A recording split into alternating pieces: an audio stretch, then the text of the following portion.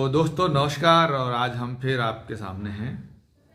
और साथियों, अभी हमने पिछले दिनों गेहूं के बारे में बात किया। तो दोस्तों, अभी आपने देखा होगा कि बहुत खाद का संकट भी चल रहा है और डीएपी तो बिल्कुल नहीं मिल रही है और बहुत मारामारी मची हुई है चारों तरफ। और ये हर साल की ये समस्या रहती है, लेकिन इस साल थोड़ा ज़्यादा जटिल है। क्यों? पता नहीं है कि क्या बात है कि ये हमारे हुक्मरान लोग, जो हमारे नेता हैं, हमारे जो अधिकारी हैं, अफसर हैं, वो करते क्या हैं। उनको मालूम रहता है कि इतनी खाद की आवश्यकता पड़नी है, उनके पास सारे आंकड़े रहते हैं, फिर ये लोग क्यों समय पे उपलब्ध नहीं करवाते हैं। तो इससे तो यही पता चलता है कि हमको कि ऐसा लग रहा है कि इनकी प्राथमिकता में खेती बाड़ी है नहीं, इनकी प्राथमिकता में किसान है नहीं। और जो सरकार है जिसके खिलाफ इतना बड़ा किसान आंदोलन हुआ, वो हारी नहीं है। असल में उसने माफ़ी ज़रूर मांग ली है, पर उसको अभी भी किसानों से ऐसा लग रहा है कि किसानों ने बहुत ज्यादती की है और हमको किसानों से बदला लेना है। तो वो गाहे बगाहे अपने काम कर ही लेती है। अब देखिए, चाहे वो बिजली के बिल हों, सब जगह बहुत तगड़े बिल आ रहे हैं, किसान परेशान है।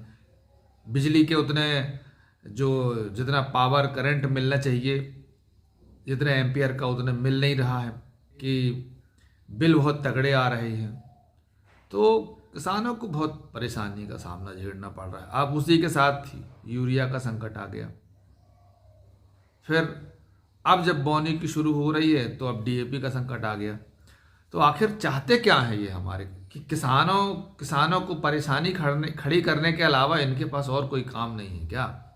ये लोग बिल्कुल भी किसानी को ध्यान नहीं दे रहे हैं। खेती बाड़ी से ही तो इस देश के 60 से 70% लोग पल रहे हैं। खेती बाड़ी ही एक ऐसा सेक्टर है जिसने बहुत बड़ा रोजगार दे के रखा है।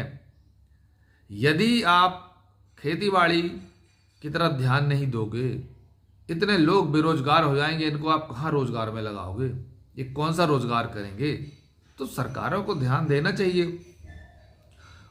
इनके पास सारे आंकड़े हैं, इनके पास इतने सारे अफसर हैं, किस समय पे किन चीज़ों की खेती बाड़ी में आवश्यकता पड़ती है उसको उपलब्ध करवाना चाहिए।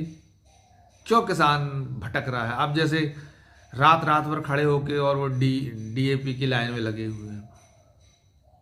सरकार है तो अपने सब्सिडी घटाती चली जा रही है।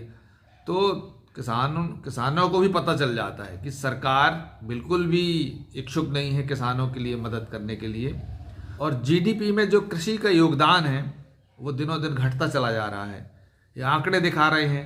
आप अगर मदद नहीं करोगे किसानों की तो कैसे काम चलेगा? ये कोई यूरोप के देश थोड़ी है कि जिनके पास में 2-2, 4-4, 10-10 हजार, 15-15 हजार एकड़ जमीन हो एक किसानों के पास में। ये भारतीय किसान है, इससे खेती बाड़ी को अपना धर्म समझ रहे हैं। उनको आप समय से बिजली दे दीजिए, समय से उनको आप खाद वगैरह उपलब्ध करवा दीजिए। आपसे क्या मांगते हैं वे? अगर आप ये नहीं दे पा रहे हैं तो काहे के लिए सरकारों में बने हो? आप किस तरह की सरकारें चला रहे हो? आप लोग का सिर्फ उद्योगपतियों के लिए सरकार चला रहे हैं क्या? ना आप किसानों के लिए, उनके बच्चों के लिए, ना ही आप स्कूलों की व्यवस्था कर पा रहे हो। कहाँ पढ़ाएं वो? बताइए। इतनी महंगी फीस प्राइवेट में जा रहे हैं बच्चे, ना ही उनके लिए आप अस्पताल उपलब्ध करवा रहे हो। कुछ तो रहम करो आप। ये तो बिल्कुल अंग्रेजों के जमाने से भी ज्यादा बदतर स्थिति में किसानों को ला दिया आपने। बातें तो बड़ी बड़ी कर रहे हैं। तो किसानों की तरफ ध्यान देना पड़ेगा। किसानों की तरफ ध्यान दीजिए, तभी ये देश चलेगा। ये किसानों का देश है। मैं पहले बता चुका हूं कि ये यूरोप में नहीं है। यहाँ पे छोटी छोटी सी जोते हैं। अब 1 एकड़, 1.5 एकड़, 2 एकड़ किसानों के पास 3 एकड़ बची हुई है। उसी से वो अपना रोजगार चला रहे हैं, उसी से गरीबी बसर कर रहे हैं किसान। ना तो आप उनके बच्चों को आप रोजगार दे रहे हो, न स्कूल दे रहे हो, न अस्पताल दे रहे हो, न नौकरियां दे रहे हो। किसानों के ही बच्चे फौज में जाते थे, आपने अग्निवीर लगा दिया। 4 साल वो अग्निवीर करेगा, ट्रेनिंग लेगा, उसके बाद बाहर आ जाएगा तो फिर तुम्हारे जो बड़े चहेते हैं, उद्योगपति हैं, उनके दरवाजे में लठ लेके खड़ा हो जाएगा। तो उनके लिए आप काम कर रहे हो फुल टाइम। इतना बड़ा देश है, इतना दुनिया भर में इतना इंटेलिजेंट लोग हमारे देश में रहते हैं, मानव संसाधन है यहाँ पे, इसको आप रिसोर्स के तौर पर उपयोग करिए। आप क्या करते हैं आप लोग बैठे बैठे? इतनी साधन सुविधाएं आप लोगों के पास रहती हैं। जिस दिन किसान गुस्से में हो जाएगा ना, वो आप लोगों को नहीं छोड़ेगा। 2 दिन में कुर्सी तुम्हारी धराशायी हो जाएगी। तो मालिक ऐसा मत करिए। किसानों को भी जीने का हक है, उनके बच्चों को भी पढ़ने लिखने का हक है, उनके बच्चों को भी ठीक से जिंदगी जीने का हक है। तो आज इतना ही। और यदि आप हमारे वीडियो को पहली बार देख रहे हैं तो आप सब्सक्राइब कर लीजिएगा, शेयर कर दीजिएगा और एक लाइक भी मार दीजिएगा।